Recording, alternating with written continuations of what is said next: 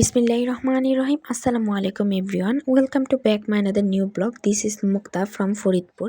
কি অবস্থা সবাই কেমন আছেন? আশা করি আল্লাহর অশেষ রহমতে আলহামদুলিল্লাহ সবাই ভালো আছেন, আমিও ভালো আছি। তো আজকে আপনাদের সাথে নতুন একটি ব্লগ নিয়ে চলে আসলাম। তো যেহেতু আমরা ঢাকায় চলে যাব, আমাদের সময় মাত্র আর হাতে একদিন আছে, মানে আজকের দিনটা আছে আর কালকের দিনটা আছে, তারপরে আমরা চলে যাব। তাই অনেক সময় আপনাদেরকে অনেক কিছু শেয়ার করা হয়নি। তো গ্রামের মধ্যে তো আর দৃশ্য কম না, অনেক কিছুই আছে দেখানোর মতো, কিন্তু সময় কম দেখে তাই দেখাতে পারছি না। ইনশাআল্লাহ সামনের বার যখন আসবো তখন সব কিছু শেয়ার করব যেগুলো বাকি থাকবে। তো আজকে খাওয়া দাওয়া করার পর 3:30টার দিকে বের হয়ে গিয়েছে আমি, আম্মু, ভাইয়া। তো আমরা তিনজনই আজকে ঘুরবো আর কি। এদিকে যা যা আছে সব কিছু আপনাদেরকে দেখাবো।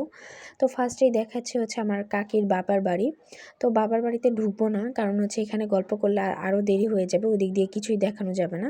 তো এই যে দেখতেই পাচ্ছেন, এই যে উঠানটা, যে এটা কিন্তু আমার মানে এই যে ওইদিকে যে একটা টিন সেট ঘর, একটা ওই যে নানু দাঁড়িয়ে যে কথা, মানে দাদু হয় আর কি, আমার দাদু দাঁড়িয়ে যে কথা বলছে, মানে ওই মহিলাটা, ওটা কিন্তু আমার মাঝারো কাকির মা। আপনাদেরকে গতকালকের ভিডিওতে যে একটা বাড়ি দেখিয়েছি, ওটা কিন্তু ওই কাকির মা আর কি।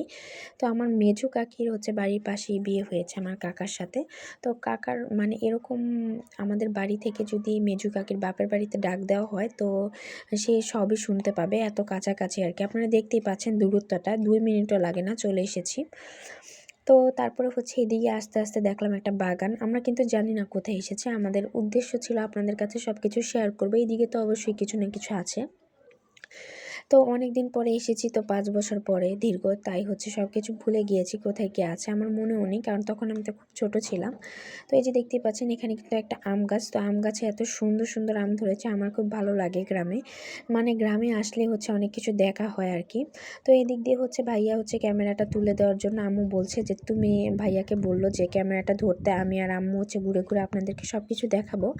তো আসলে আমি ভাইয়াকে দেই না, আপনারা ক্যামেরাতে সবসময় আমার আম্মুকে কিংবা দেখতে পান, কিংবা ভাইয়াকে দেখেন মাঝে মাঝে। মানে আমি বেশিরভাগ ক্যামেরা ধরি, আমি ক্যামেরার সামনে কমই আসি, কারণ আমি যদি ক্যামেরার সামনে আসি, মানে ক্যামেরা করে দেওয়ার মতো কেউ নেই। আমি যেভাবে করবো আমার ভাইয়া ওভাবে নাও করতে পারে।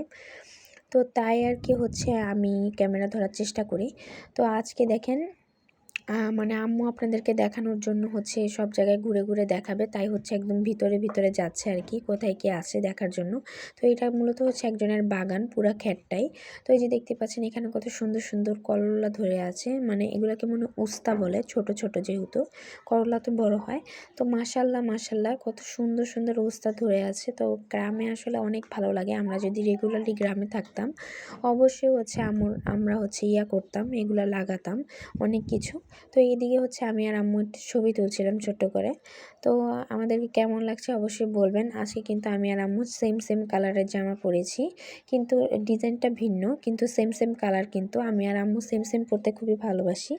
তো এই যে আমি আর আম্মু সেম সেমই কিন্তু পরেছি। তো কেমন লাগছে অবশ্যই কমেন্ট করে জানাবেন। আর আপনাদের জন্য এত কষ্ট করে ভিডিও করি, আপনারা পুরো ভিডিওটি দেখে অবশ্যই আমাকে অনেক অনেক সাপোর্ট করবেন। আমার চ্যানেলটি সাবস্ক্রাইব করে অবশ্যই আমার পাশে থাকবেন। আরও ভিডিও পাওয়ার জন্য আমাকে সুন্দর সুন্দর কমেন্ট করবেন, এতে করে আমি আপনাদেরকে আরও ভিডিও দেওয়ার জন্য উৎসাহিত হব। তো এদিকে দেখতেই পাচ্ছেন অনেক ঝোপ, কিন্তু ঝোপের মধ্যে অনেক গাছগাছালি আছে। তো ভালোই লাগছিল এদিকে ঢুকে।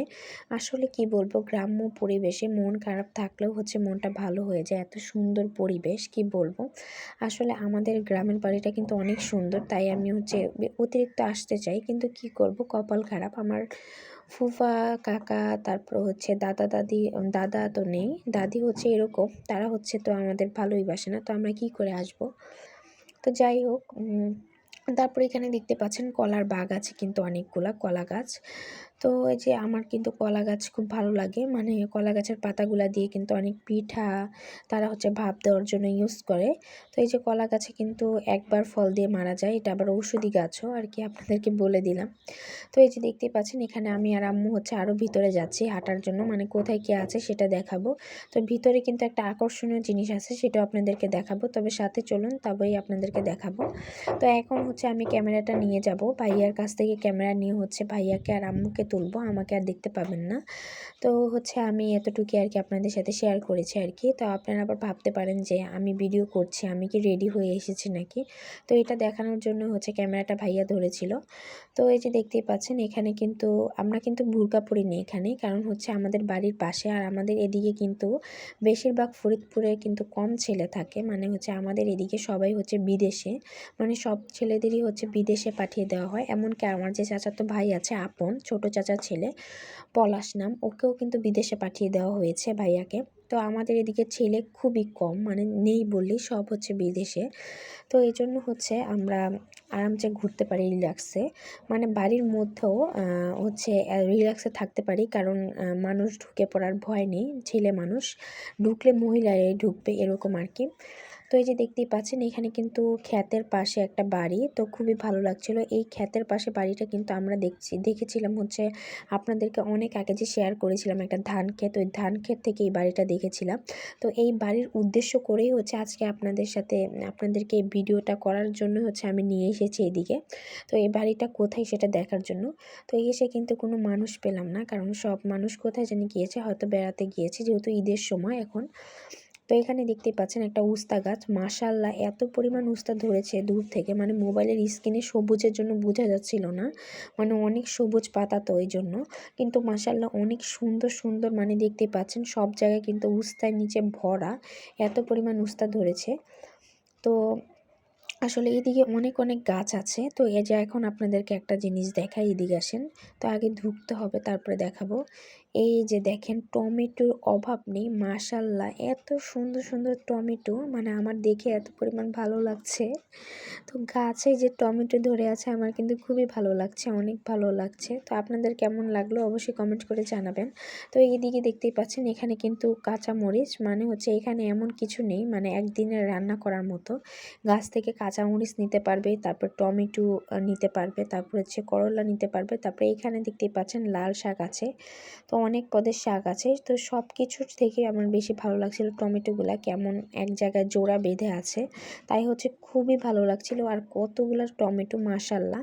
তো আসলে আমরা ঢাকায় থাকি দেখে অনেক কিছু মিস করি, মানে গ্রামের অনেক কিছু দেখা মিস করি আর কি।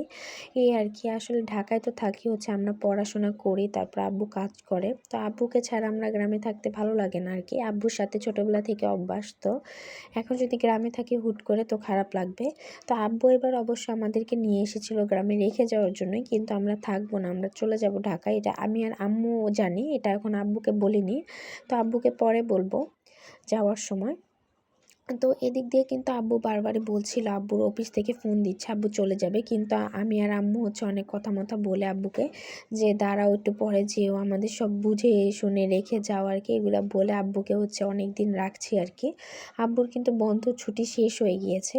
তো একটু আগে দেখতে পেলেন যে এখানে মরিচ গাছ, মরিচের পরে হচ্ছে বেগুন গাছ যে দেখালাম, তো বেগুনগুলোও কিন্তু আমার খুব ভালো লাগছিল।